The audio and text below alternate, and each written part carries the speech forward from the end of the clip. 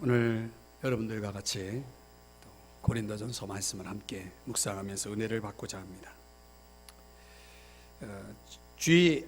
웨스트라고 하는 역사가의 이야기가 있습니다. 이분이 말하기를 역사는 되풀이 된다라고 말합니다. 역사는 되풀이 된다. 그 이유가 뭐냐면 역사를 통해서 우리가 아무것도 배우지 못하기 때문이다. 역사를 통해서 아무것도 배우지 못하기 때문에 역사는 되풀이 된다라고 지적했습니다. 이분의 말은 틀리지 않는 것 같습니다. 오늘 우리가 살아가는 동안 이 역사를 통해서 배우지 못한다면 그 어떤 역사는 또다시 되풀이 되고 말 것입니다. 오늘 사도 바울이 1절의 말씀을 통해서 말하기를 나는 너희가 알지 못하기를 원하지 아니하노니라고 말하고 있습니다. 나는 너희가 알지 못하기를 원하지 않는다, 이렇게 이야기를 하고 있습니다. 여러분, 신앙생활은 대충 해서는 안 됩니다. 신앙생활은 분명히 알아야 할 것을 알고 그리고 올바로 해야 하는 것입니다. 적어도 우리는 신앙생활에서 두 가지를 알아야 됩니다. 첫째는 죄인인 인간이 어떻게 구원을 얻을 수 있는지, 구원을 얻는 지혜를 알아야 됩니다.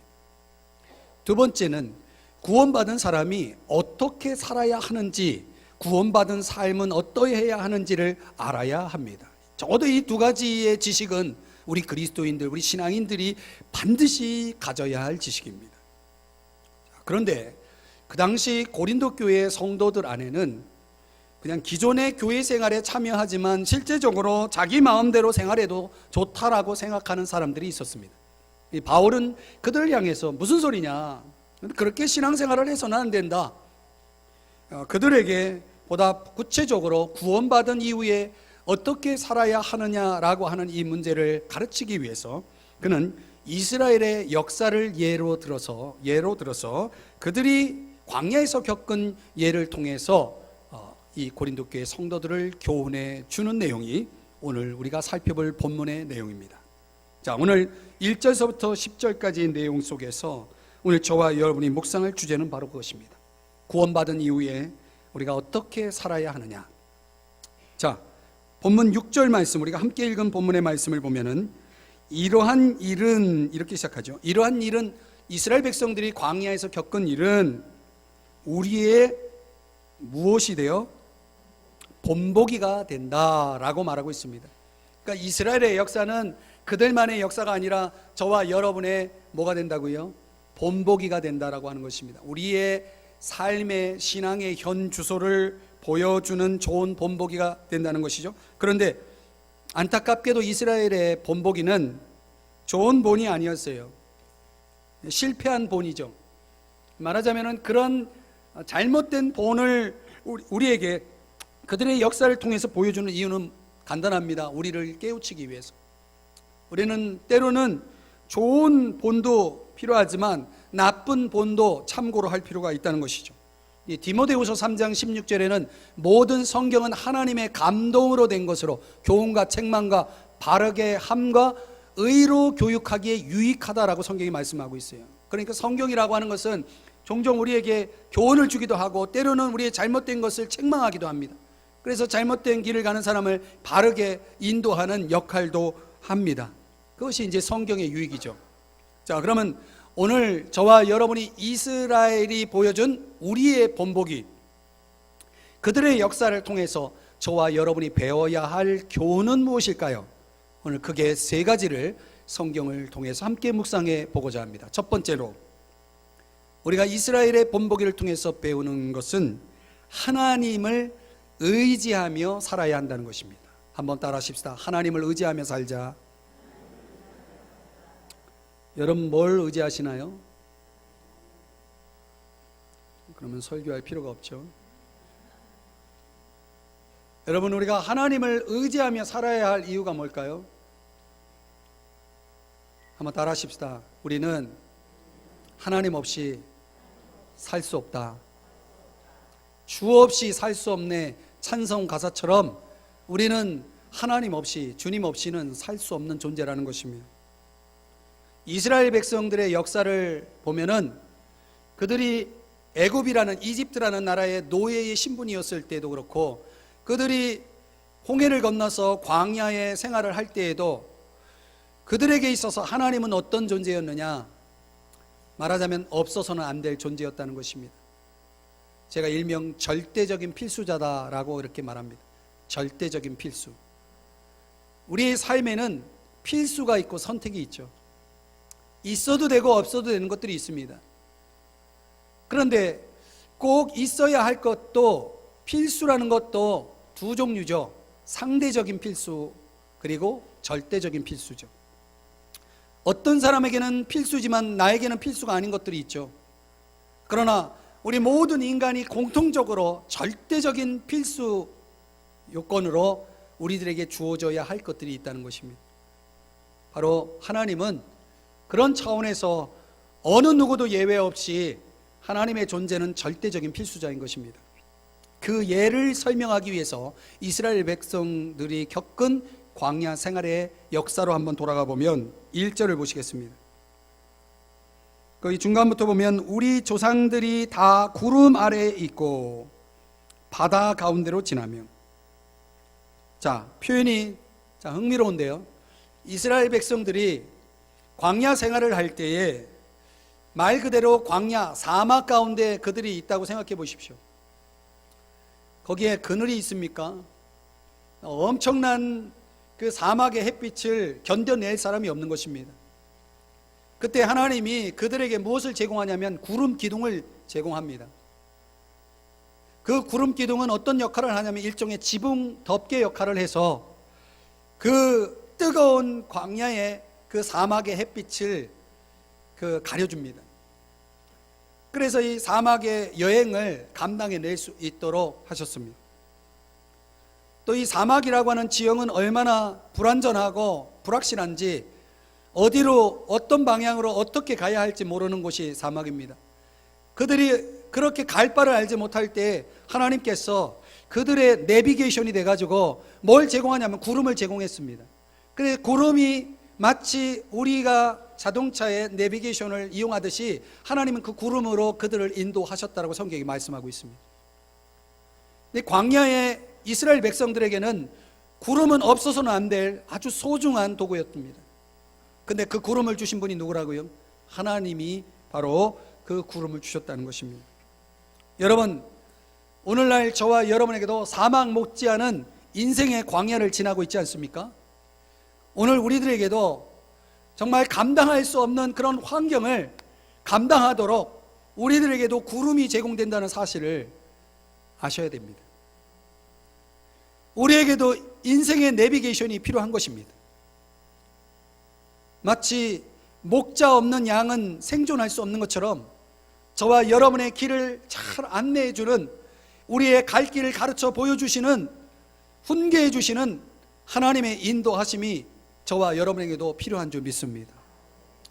오늘 이스라엘 백성들이 경험한 하나님은 그런 하나님이었다는 거예요. 오늘 저와 여러분에게도 마찬가지입니다.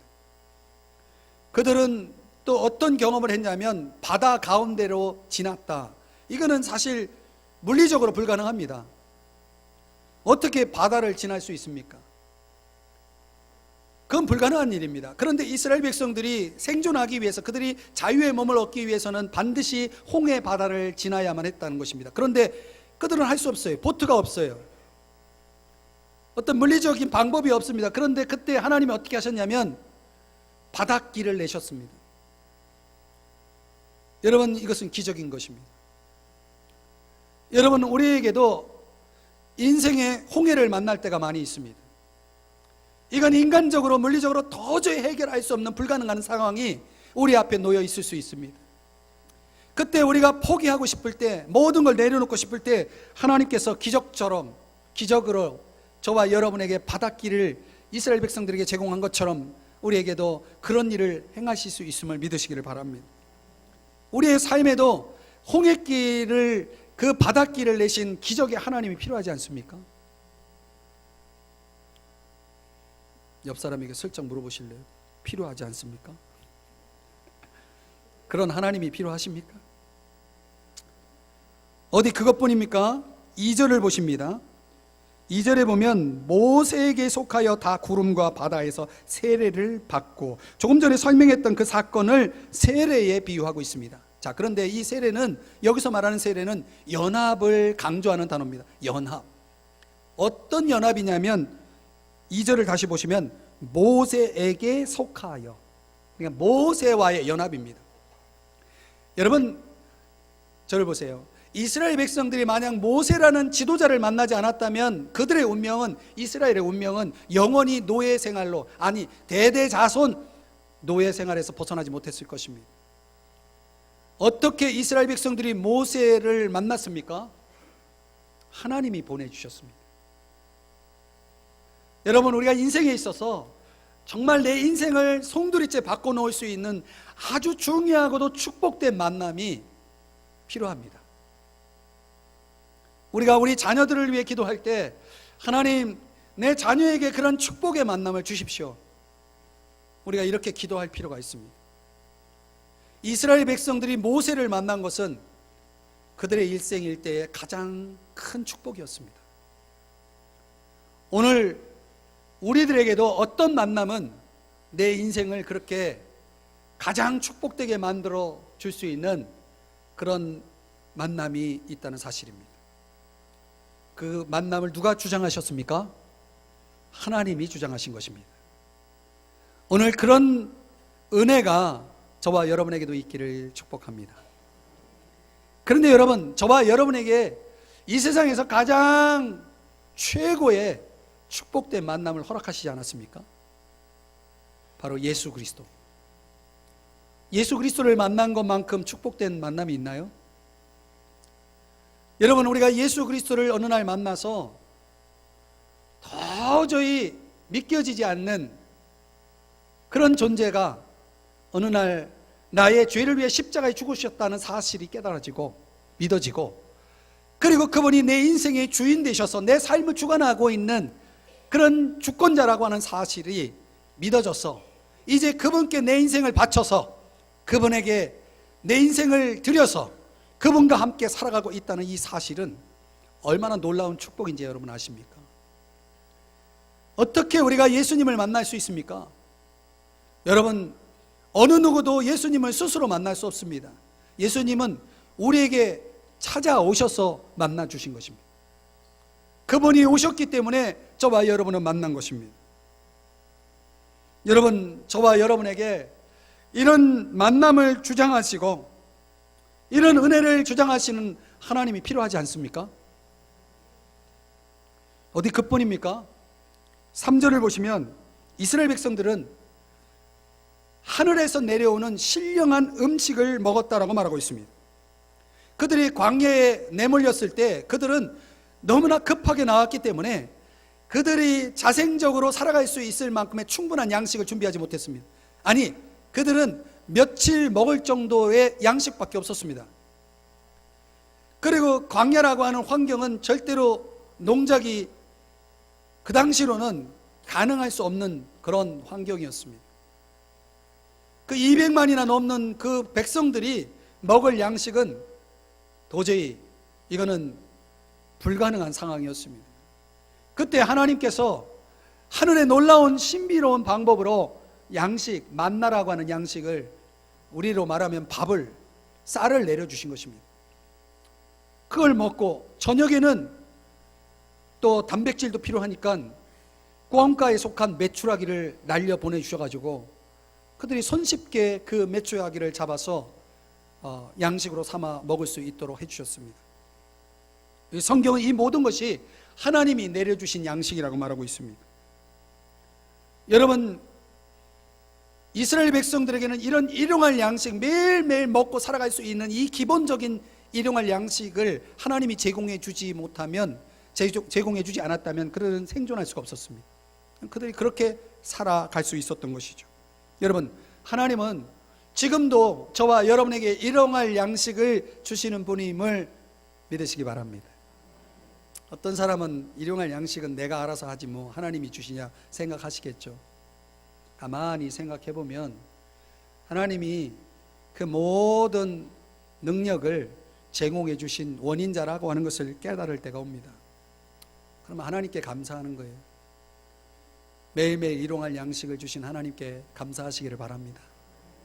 그런데 여러분, 우리에게는 더 특별한 또 하나의 양식이 있습니다.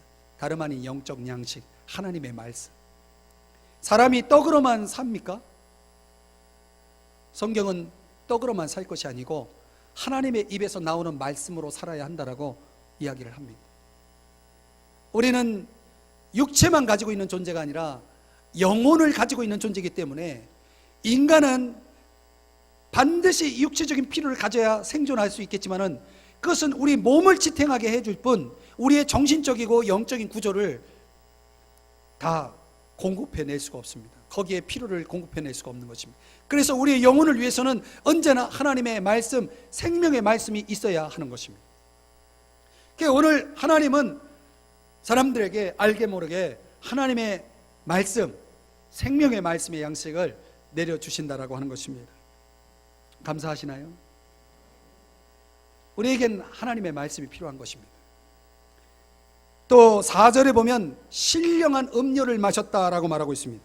여러분, 이스라엘 백성이 광야에서 그 200만이 넘는 그 많은 사람들이 마셔야 할 물이 필요했다면 어느 정도의 물이 있어야 됐을까요? 여러분, 이 생수통이 얼마나 필요했을지 상상이 됩니까? 이건 불가능합니다. 그때 하나님께서 반석을 깨가지고, 어느 하나의 반석을 깨가지고 그 모든 사람들이 마시고 남을 수 있을 만큼의 어마어마한 물을 주셨습니다. 제공해 주셨습니다. 근데 그 반석을 오늘 성경은 그리스도다라고 그렇게 해석을 해주고 있습니다. 그리스도께서 자신을 깨서 거기에서 물을 내서 이스라엘 백성들을 마시게 했다라고 말하고 있는 것입니다. 바로 그 생수는 우리에게는 성령을 가리킵니다. 여러분, 사람은 목마르면 죽습니다. 그래서 반드시 물이 필요합니다. 이 물은 반드시 있어야 되는 겁니다. 그런데 우리에게 있어서 우리의 육체에 소요되는 이 물의 필요가 있는 것처럼 우리 영혼에는 반드시 있어야 될 영적인 생수가 필요한 것입니다. 그게 바로 성령인 것입니다. 성령이 없이는 저와 여러분은 우리의 인생의 어떤 목마름도 해결할 수가 없습니다. 진정한 목마름을 해결하기 위해서는 저와 여러분에게 성령이 들어오셔야 됩니다. 성령을 받아야 여러분들 우리가 인생의 갈증으로부터 벗어날 수가 있는 것입니다. 영원히 목마르지 않는 삶을 성경이 약속하고 있습니다. 예수님이 보내주시는 성령을 받아야 된다라고 말하고 있는 것입니다. 그래서 오늘 우리 이 모든 것들이 우리들에게는 절대적인 필수인 것입니다. 그런데 하나님은 이스라엘 백성들에게 그런 것들을 다 제공해 주었다는 것입니다. 이 은혜를 베풀어 주셨다는 것입니다. 그들을 보호하시고 인도하시고 매일의 양식을 공급해 주시고, 그야말로 하나님은 그들에게 있어서 아버지와 같은 역할을 하신 것입니다. 그래서 우리는 하나님을 아버지라고 부르는 것입니다. 하나님은 그들의 아버지가 되셨습니다. 이스라엘은 하나님이 없이는 생존할 수 없는 존재들이었던 것입니다. 우리도 마찬가지입니다. 하나님 없이는 우리는 한순간도 살아갈 수가 없는 것입니다. 자, 그런데 그럼에도 불구하고 이스라엘 백성들은 그 은혜의 하나님을 어떻게 했습니까? 어떻게 대했습니까? 하나님을 잊어버렸습니다. 망각했습니다. 하나님께 등을 돌렸습니다. 예레미야 2장 13절에 보면은 세 번역으로 읽어드리면 이렇게 말씀하고 있습니다. 참으로 나의 백성이 두 가지 악을 저질렀다. 하나는 생수의 근원인 나를 버린 것이고, 또 하나는 전혀 물이 고이지 않는 물이 새는 웅덩이를 파서 그것을 샘으로 삼은 것이다. 얼마나 어리석습니까? 여러분, 웅덩이를 팠는데 그걸 샘으로 삼고 있어요. 근데 그 웅덩이는 물을 담을 수 없는 겁니다. 여러분, 어떤 사람은 그렇게 인생을 살아가고 있는 거예요. 자기가 웅덩이를 파서 자기가 혼자 생존해 보겠다라고 말하는데 그 웅덩이는 물을 담을 수 없는 셈인 것입니다. 생수의 근원이신 하나님을 버린 것도 문제고, 그 제대로 된 웅덩이 하나, 샘 하나 소유할 수 없는 존재가 바로 이스라엘 백성들이었는데, 이런 삶을 가리켜서 성경은 뭐라고 얘기하냐면 악이라고 얘기하고 있습니다. 악. 사랑하는 여러분, 하나님을 버리시겠습니까? 하나님을 떠나서 생존할 수 있습니까? 지금은 고인이 되신 시인 성창경님의 시를 소개하면 이런 내용이 있습니다. 은총을 내려주시는구나. 야속하다 싶을 만큼 묘하게, 표 안 나게 내려주시는구나.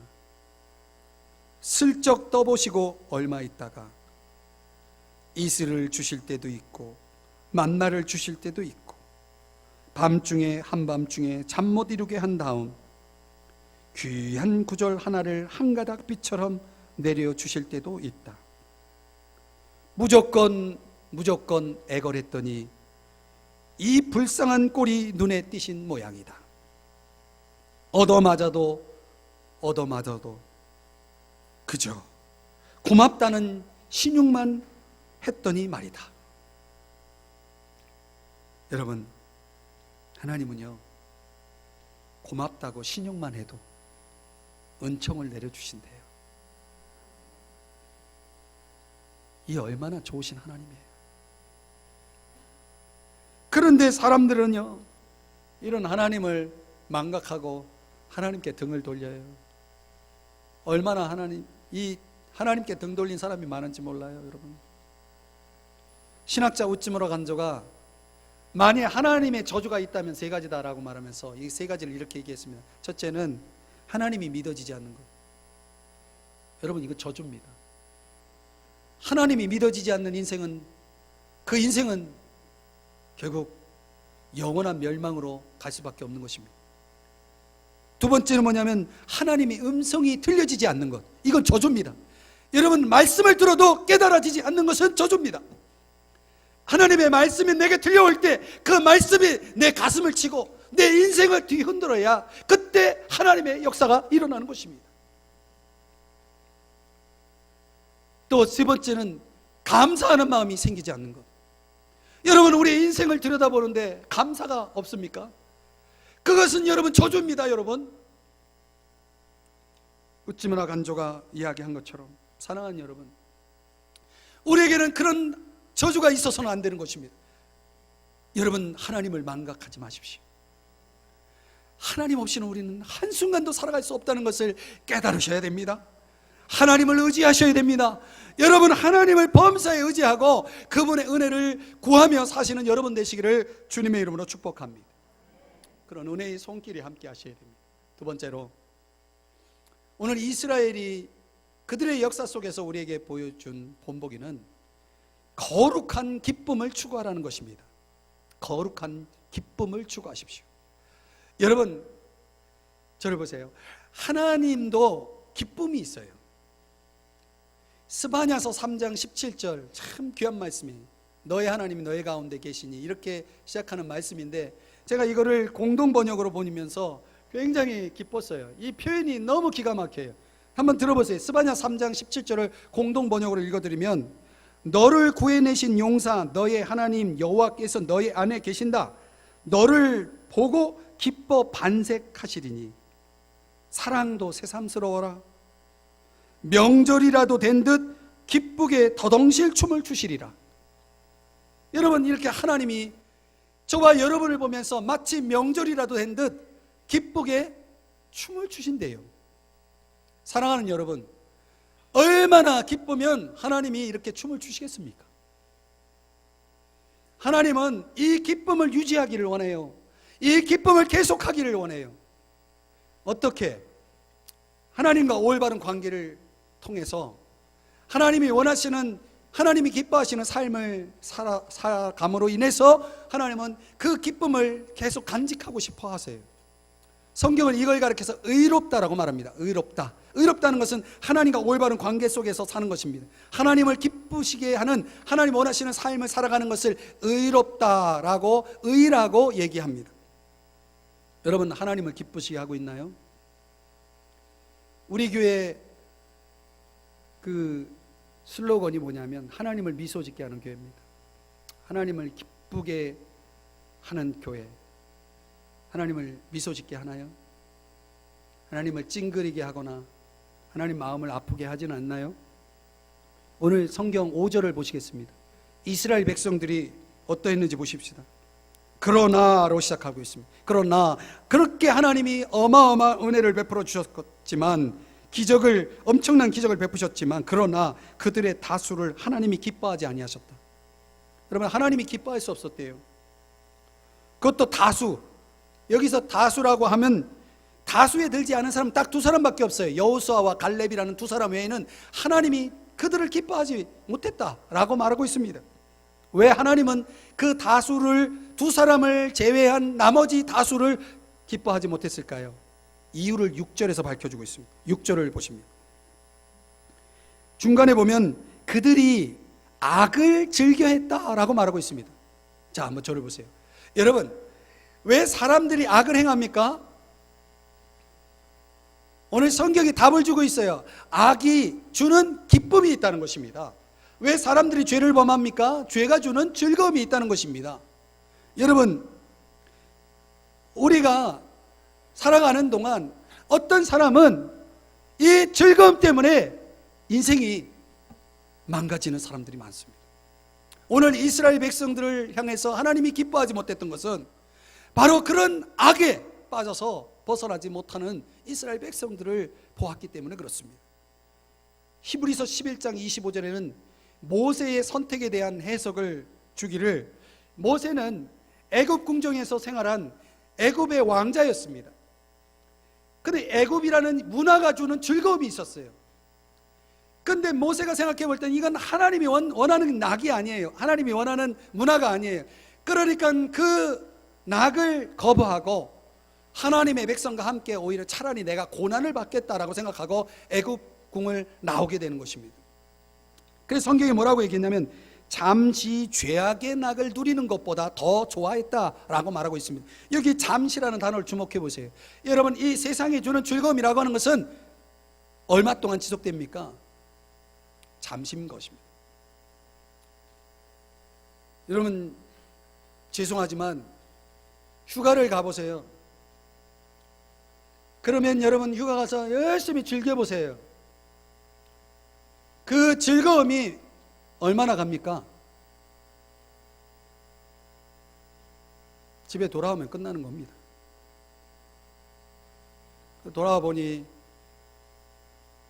그 휴가지에서 사용한 카드 영수증 보면서 씁쓸한 것입니다. 여러분, 그렇다고 휴가를 가지 말라는 말씀이 아닙니다. 여러분, 우리가 세상 즐거움이라는 것이 꼭 그런 속성을 가지고 있다는 것을 설명하고 있는 것입니다. 우리가 세상에서 얻는 즐거움이라는 것은 항상 그때뿐인 것입니다. 그래서 성경이 뭐라고 얘기하냐면 잠시라고 말하고 있는 것입니다. 그런데 여러분, 우리가 이런 잠시의 즐거움 때문에 영원한 기쁨을 포기하겠습니까? 얼마나 많은 사람들이 그런 선택을 하고 있는지 여러분 아십니까? 왜 그래요? 믿음이 없어서 그래요. 모세의 선택은 믿음의 선택이었던 것입니다. 영원한 기쁨을 얻고자 하는 믿음이 있었기 때문에 그랬다는 것입니다. 예레미야 5장 25절에 보면은 새 번역으로 말씀드리면 우리의 죄악이 하나님이 우리에게 좋은 것들을 주시는 것들을 가로막고 누리지 못하게 한다라고 성경이 말씀을 하고 있는 것입니다. 오늘날 하나님이 주시는 좋은 것들을 누리지 못하고 그것을 맛보지 못하는 사람들이 있습니다. 바로 죄악의 낙을 즐기며 살아가는 사람들. 그 낙은 그때뿐이지만 하나님이 주시는 즐거움, 하나님이 주시는 기쁨은 영원한 것인 것입니다. 바울이 경고합니다. 디모데후서 3장 1절 이하에서 현대인의 성경으로 읽어드리면 이렇게 말씀하고 있어요. 말세에 어려운 때가 있으리라는 것을 잊지 마시오. 그때에는 사람들이 자기를 사랑하고 돈을 사랑하며 뽐내고 교만하고 하나님을 모독하고 부모에게 순종하지 않을 것입니다. 그들은 감사할 줄도 모르고 거룩하지도 않으며 사랑이 없고 용서하지 않고 남을 헛뜯고 자제하지 못하며 사납고 선한 것을 싫어하고 배반하고 조급하며 거만하고 하나님보다 쾌락을 더 사랑하고 겉으로는 신앙심이 있는 듯이 보이지만 그 능력은 거부할 것입니다.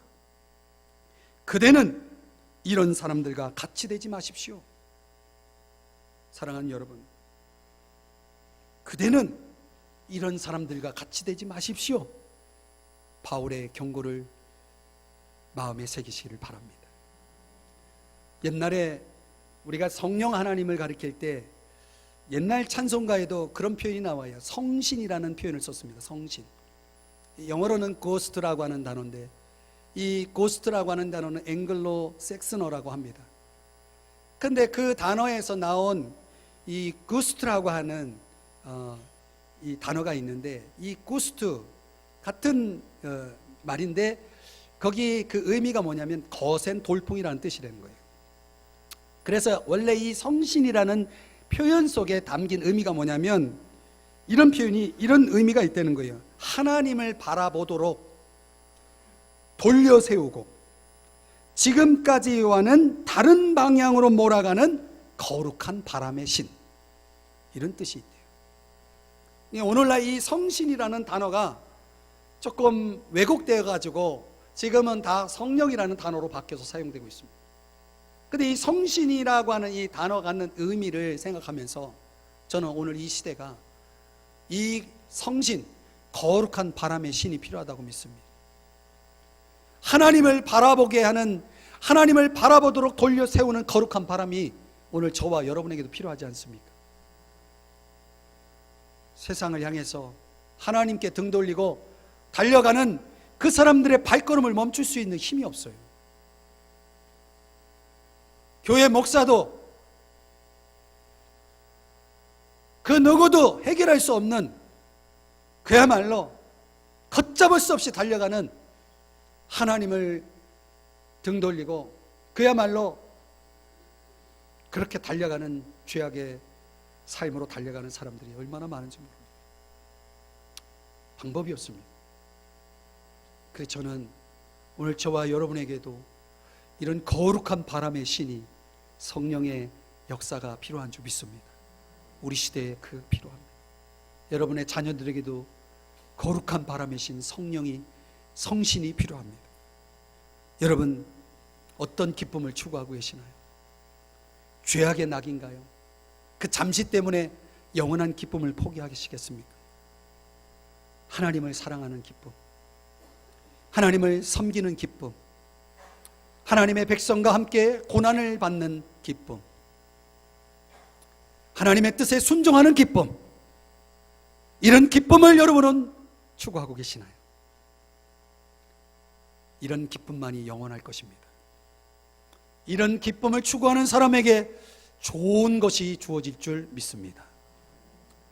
세 번째로, 오늘 이스라엘의 역사가 보여주는 본보기는 파괴적인 욕망들을 버리라는 것입니다. 파괴적인 욕망들을 버리라는 것입니다.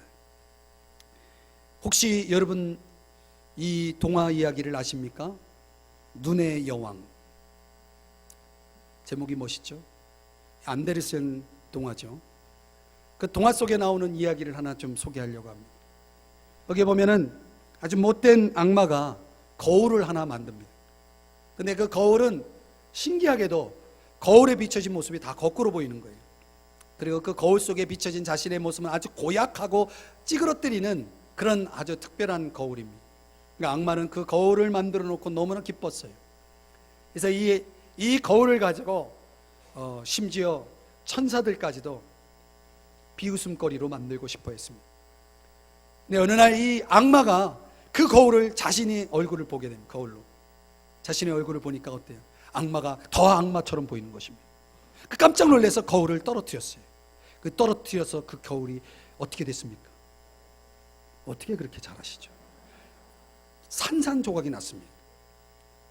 거의 가루가 되듯이 산산조각이 났습니다. 근데요, 바람이 부는 겁니다.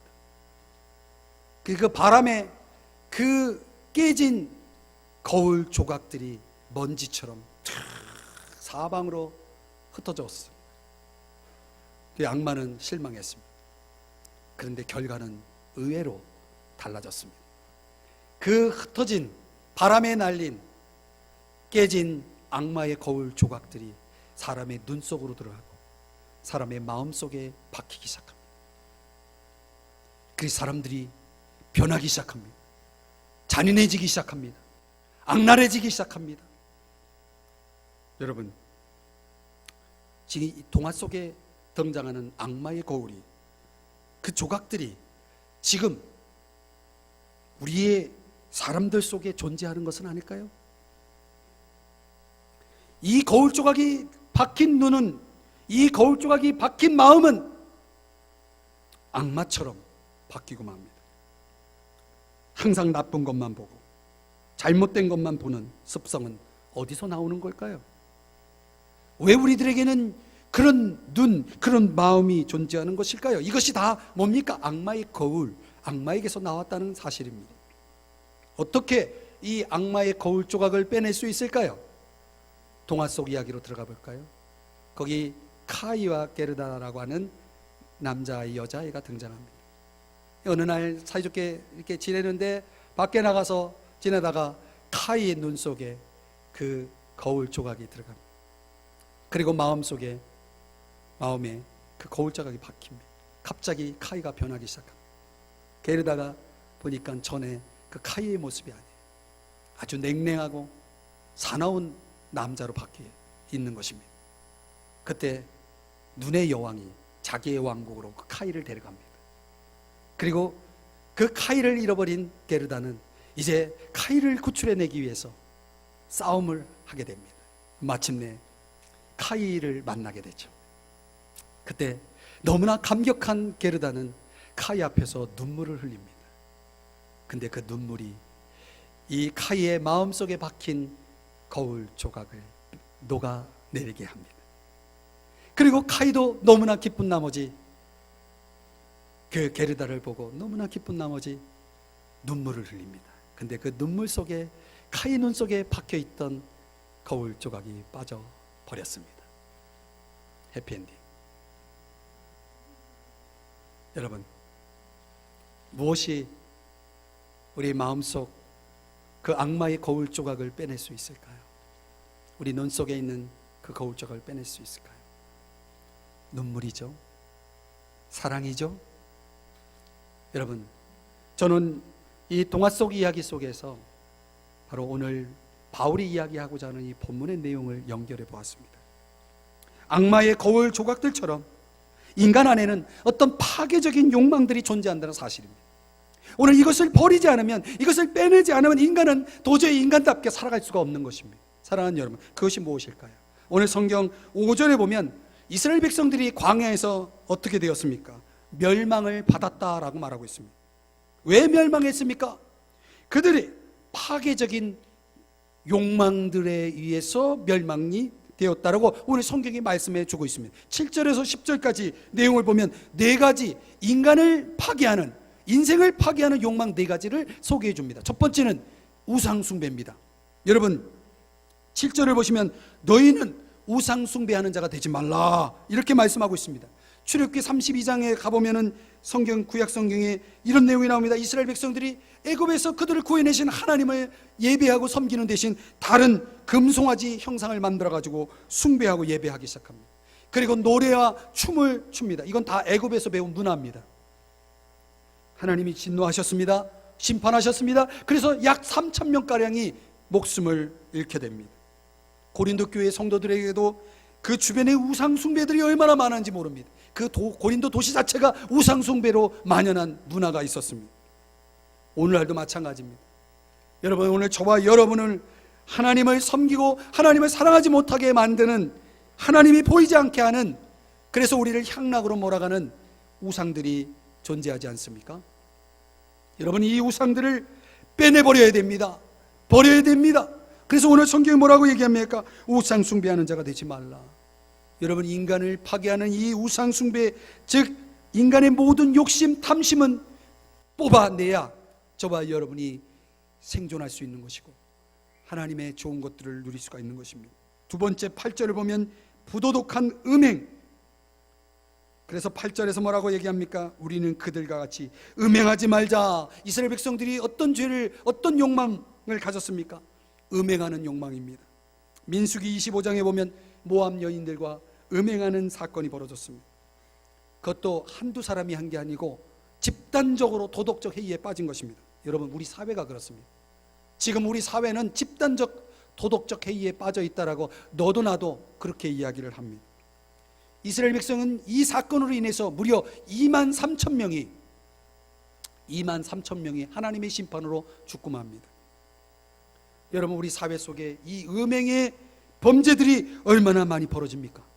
고린도 교회 상황도 마찬가지입니다. 고린도 교회 그 상황을 보면은 당시 바카스라 또 아폴론과 같은 그런 각종의 신들이 있었는데 그 신들을 숭배하는 의식이 있었습니다. 그리고 그 신들을 숭배할 때 거기에는 항상 아주 퇴폐적인 그런 연애가 따라왔습니다. 그 연애 속에 무슨 일이 벌어졌냐면 그런 합법적인 음행 행위들이 벌어졌습니다.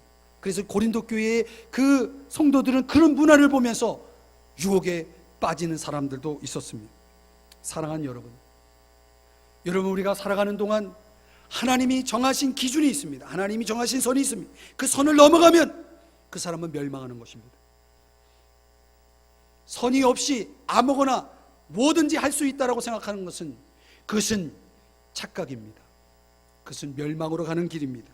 여러분, 다윗이 언제 이 죄에 빠졌는지 아십니까? 신하들은, 부하들은 전쟁을 하고 있을 때 한가로이 왕궁을 거니고 있었다는 것입니다. 이 사람들이 영적으로 만족하지 못하고 또 영적으로 긴장을 놓을 때, 그때 사탄은, 세상은 우리를 가만두지 않고 우리를 아주 교묘하게 그런 세속적인 쾌락으로 우리를 유혹합니다. 그 미끼에 그만 욕망의 늪에 빠져서 헤어나오지 못하는 사람들도 많고, 여러분, 우리 사회에 지금 전해지는 뉴스들을 보십시오. 얼마나 많은 사람들이 이 범죄에, 이 죄악에, 이 욕망에 파괴되고 있고, 그들만 파괴됩니까? 가정도 파괴되고 남의 이웃도 파괴하고 우리 사회를 병들게 하는 이런 음행의 사건들이 여러분 우리 사회에 얼마나 많습니까? 우리 그리스도인들은 예외입니까? 아닙니다. 여러분, 오늘 저와 여러분도 결코 예외가 아닙니다. 오늘 우리도 얼마든지 이 죄에 빠질 수 있는 것입니다. 여러분, 그래서 바울을 통해서 고린도 교회 성도들에게 그렇게 말합니다. 우리는 이 그들과처럼 음행하지 맙시다. 사랑하는 여러분, 마음에 새겨두어야 합니다. 세 번째로 파괴적인 욕망은 어떤 거냐? 하나님을 시험하는 의심입니다. 9절에 보면 우리는 그들과 같이 시험하지 말자라고 말합니다. 민수기 21장 구약성경에 가보면 이스라엘 백성들이 어느 날 하늘에서 내려온 만나에 대해서 불평하기 시작합니다. 이게 뭐야 이게? 아유 지긋지긋해 이 만나. 여러분, 그들은 만나가 없이는 광야에서 죽고 말았을 것입니다. 그들은 생존이 불가능했습니다. 어느 날부터 그들을 생존케 한 하나님의 은혜로 주어진 만나에 대해서 불평하기 시작합니다. 근데 왜 불평했느냐? 이유는 간단합니다. 하나님이 어떻게 나오시나 시험해 본 겁니다.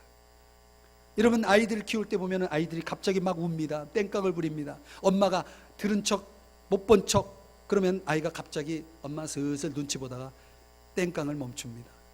엄마가 어떻게 나오는가 보는 겁니다. 여러분, 그런 시험에 빠지지 않기를 바랍니다. 여러분, 이스라엘 백성이 그렇게 했다는 것입니다.